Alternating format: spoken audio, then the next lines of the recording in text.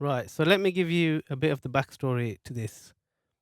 This microwave was sent to us by a catering company, and what they said was that they purchased it about 4 months ago, and recently it started playing up.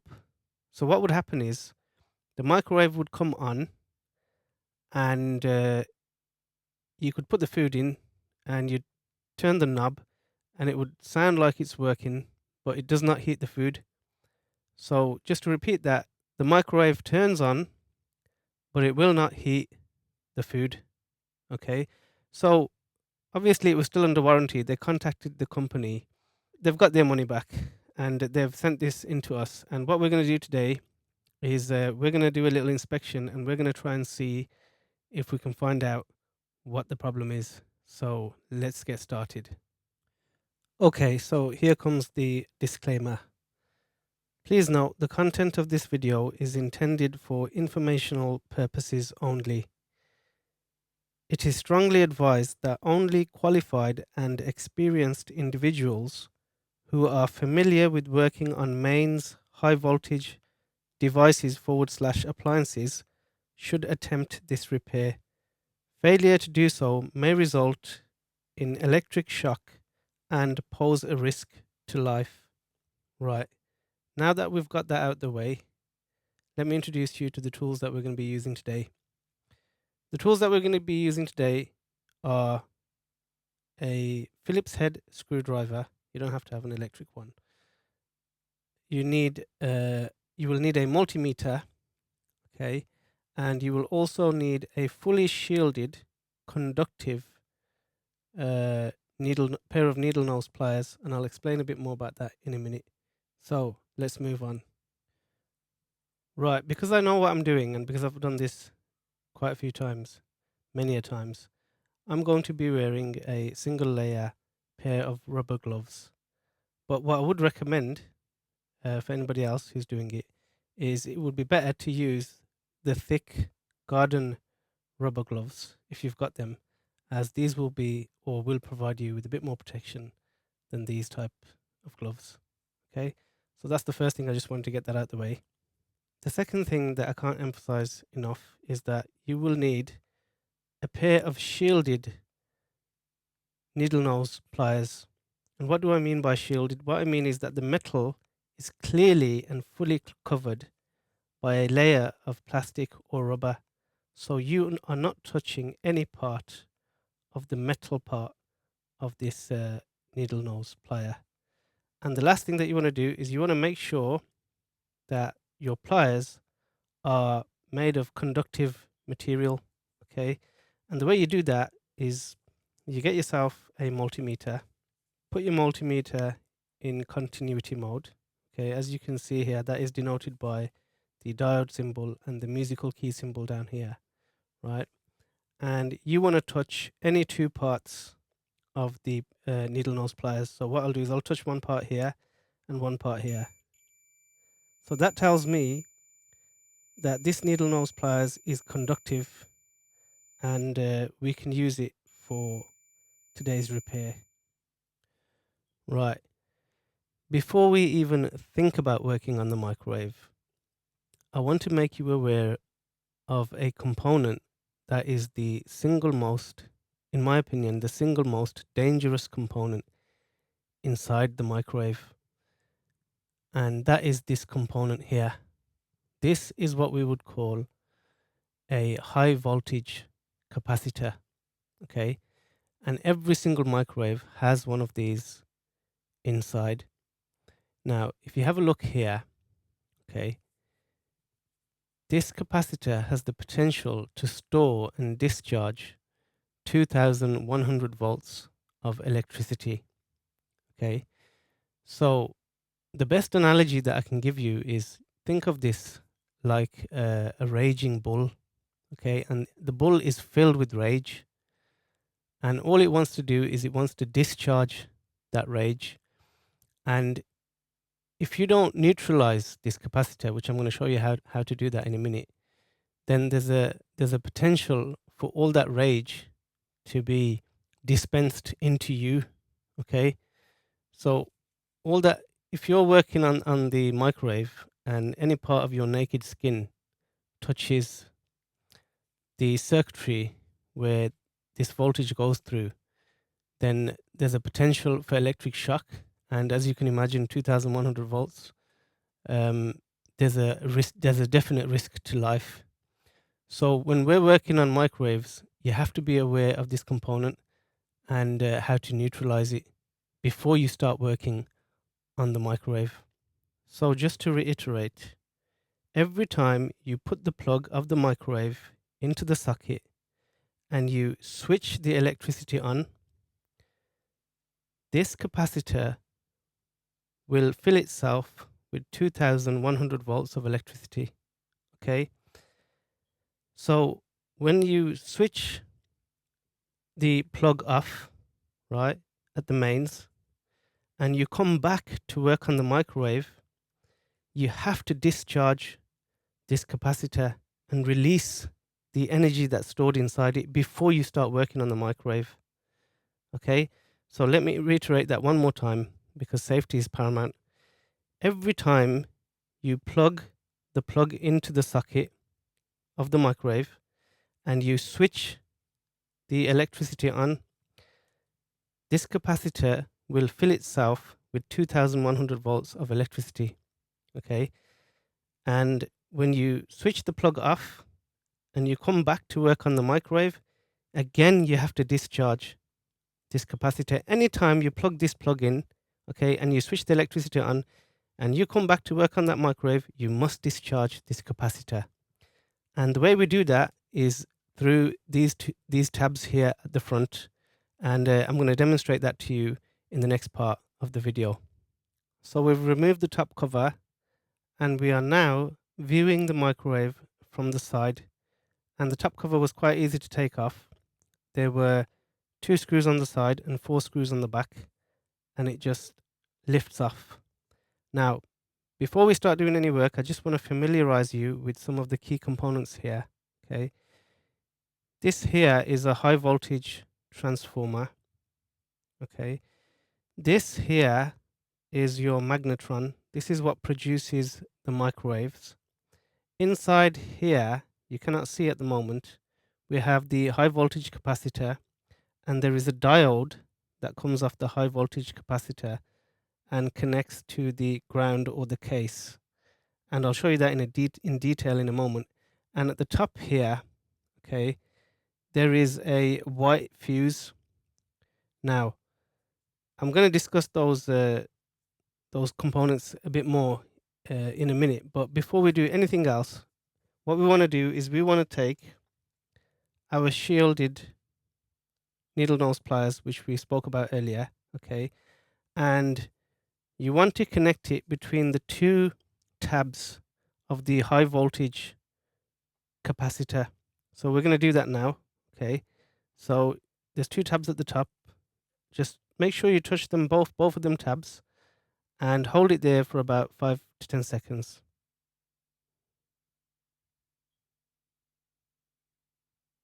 And what you can also do, if it's near one of the metal covers, you can go from one tab to one of the metal covers as well. And you can hold that there for a couple of seconds.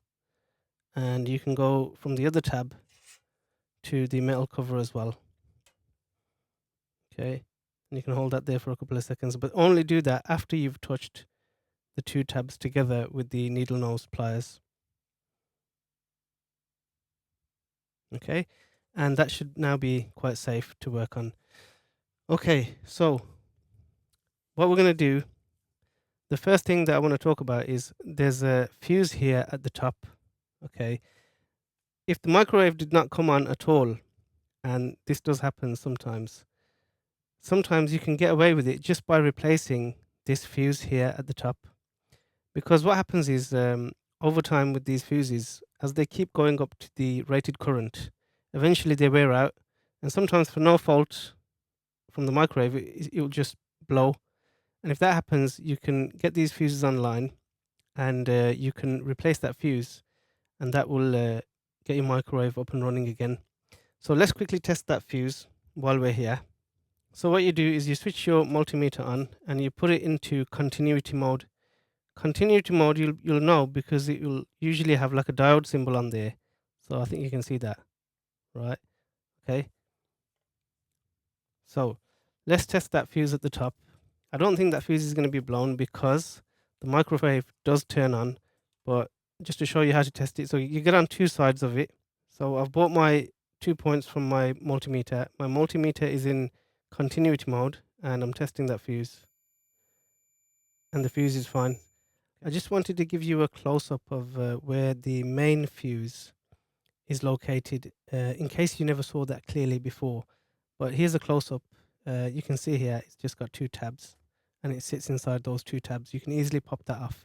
If that's blown, you can easily pop that off. And the rating is usually written on one of the metal tabs of the fuse. Okay, right.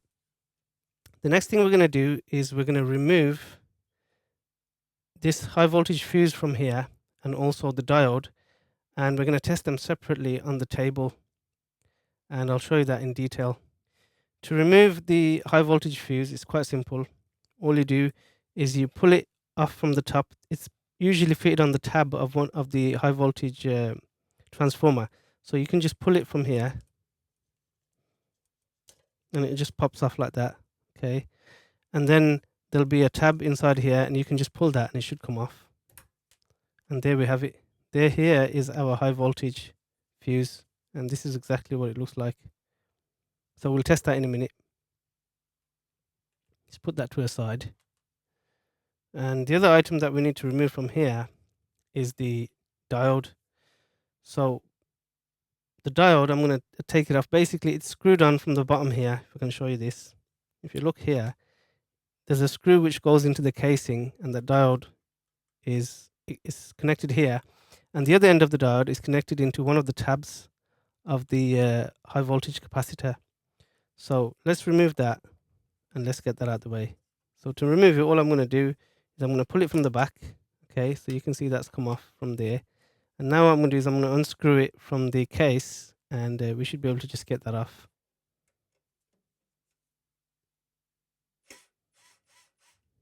And that's come off quite easily. Okay, so as you can see, we've got our high voltage fuse here on the demonstration table, and we're going to test that fuse to see if it's blown or not. And to test it, it's quite simple. Get your multimeter, switch it on.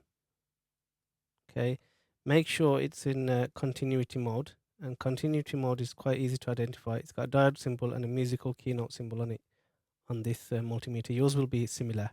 Okay, then what you do is you take the one end of your multimeter leads and you touch the end or the connector, one end of the connectors of the fuse, and the other end you put it in here. Okay, and there's a metal connector inside here, and you should have a beep. Okay, you should have a beep when you connect this to here. The beep should sound something like this. When I touch these two cables together, you can clearly see, you can hear that beep, right? That means there's continuity. So there should be continuity going all the way from here through the fuse and through the connector here. So let's do that. And there's no continuity. So that is telling us that this fuse is blown.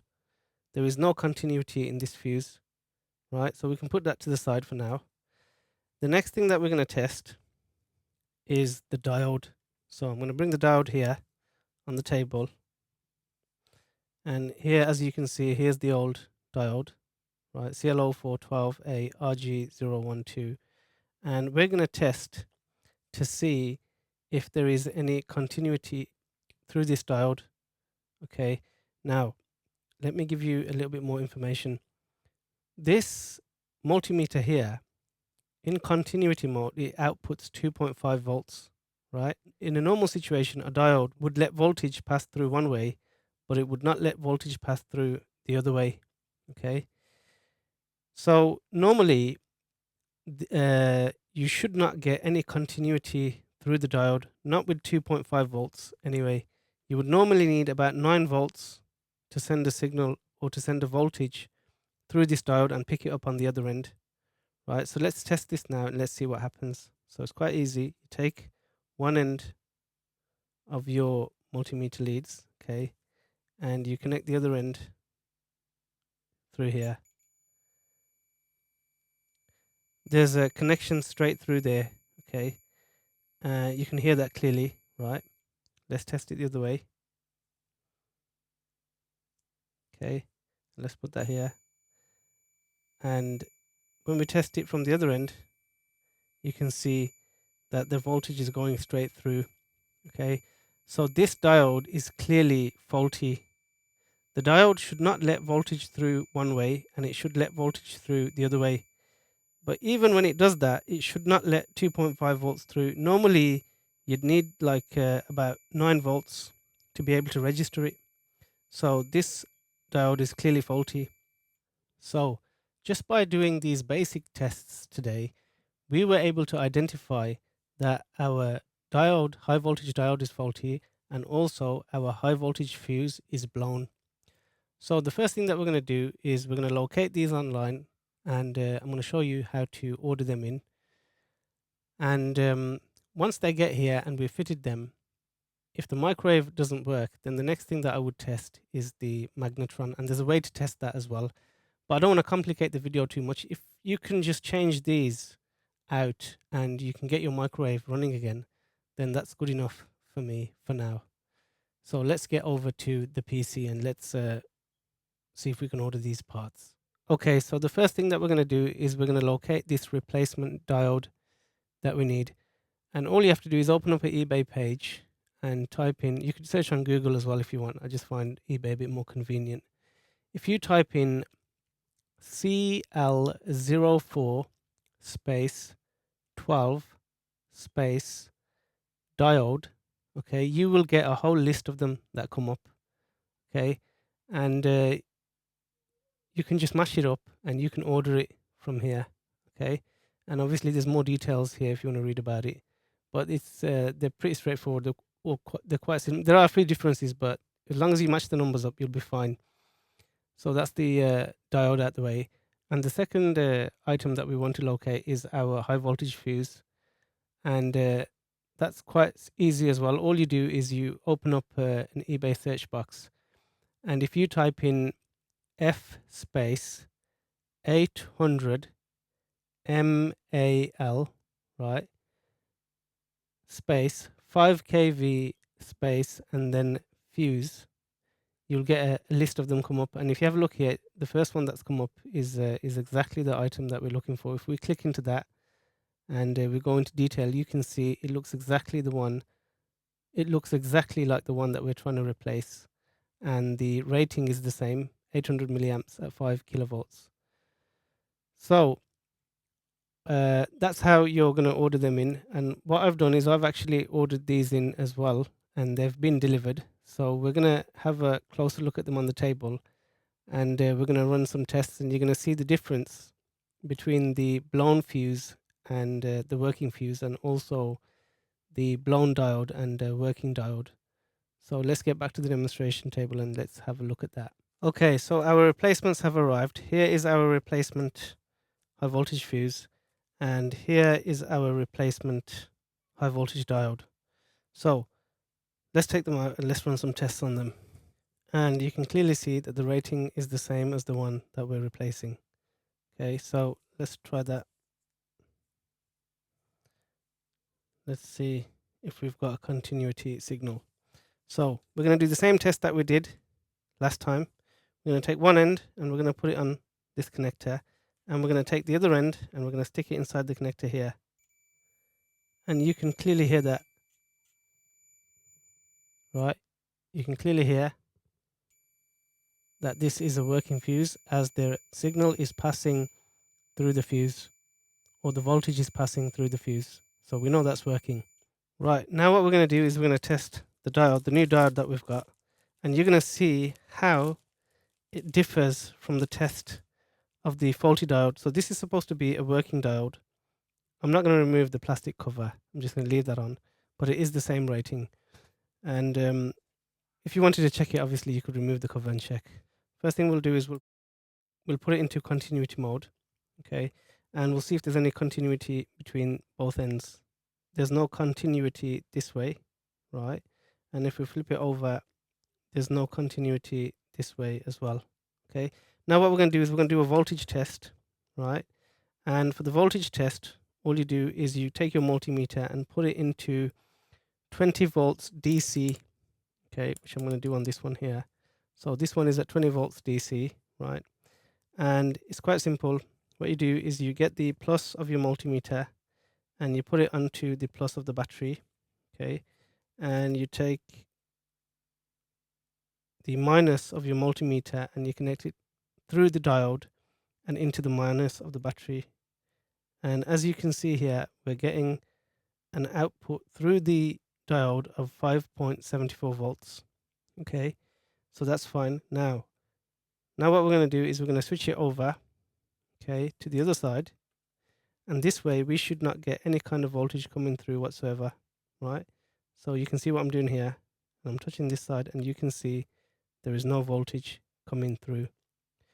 So those are the differences between the behavior of a working diode, or the characteristics of a working diode and a faulty diode.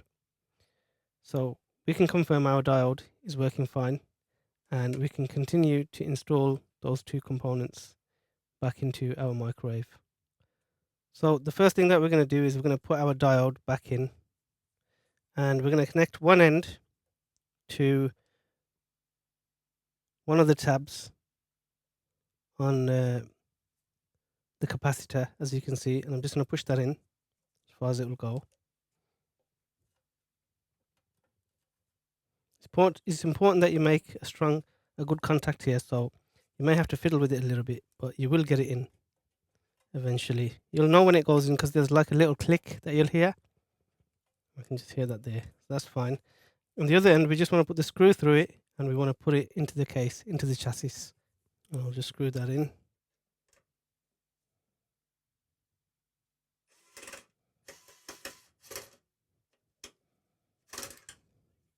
That's good enough. So that's that done. And all we've got to do now is we've got to do our fuse. So here it is, here's our fuse. And we're going to put that in now. So remember, one tab goes in on the tab of the transformer.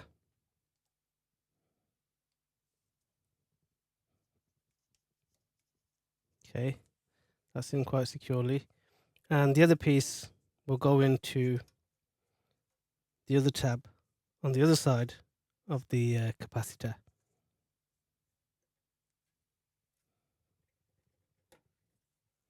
And that's done.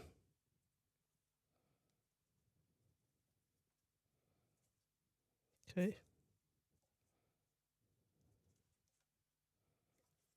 Okay, so we've put our diode back, we've put our fuse back. All we've got to do now is close everything up and see if it warms up our food. Right, so we've put the cover back on the microwave, and what I've got is I've got a glass of water here, as you can see. And if we have a look on the thermal camera, and you can see the temperature on that glass of water is about 26 degrees, which is room temperature at the moment is about 23 degrees.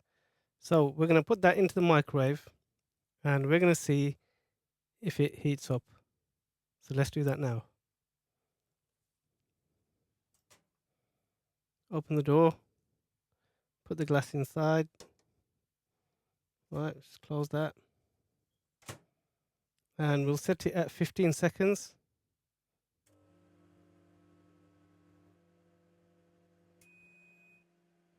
Okay, we'll open that up and we'll take that out. And let's see if that has increased the temperature. And it's still at 26 degrees. Okay, so as you just witnessed, the microwave did not heat the glass of water. And on top of that, when I went back and I checked the fuse, the high voltage fuse, it had blown again. Okay, so just by replacing these two parts, the high voltage fuse and the high voltage diode, we weren't able to get the microwave working again. Now, this video is has gone over 20 minutes, and I don't like them to go over 20 minutes because I know that people can't concentrate for that long. So there's going to have to be a part 2 to this video. And in part 2, what we're going to do is we're going to test the magnetron. We're going to inspect it as well, because just by testing it, you cannot tell if a magnetron is faulty. And what we will also do is we will test the high voltage capacitor, and we will also test the thermal cutout switches. So I'm hoping to release that video in about a week or so. So do look out for that video, and we're going to try and get to the bottom of this. So that's it for today. I think we covered quite a lot of stuff, and there was a lot to take in. And I do look forward to seeing you in the next one. So as always, bye for now, and have a nice day.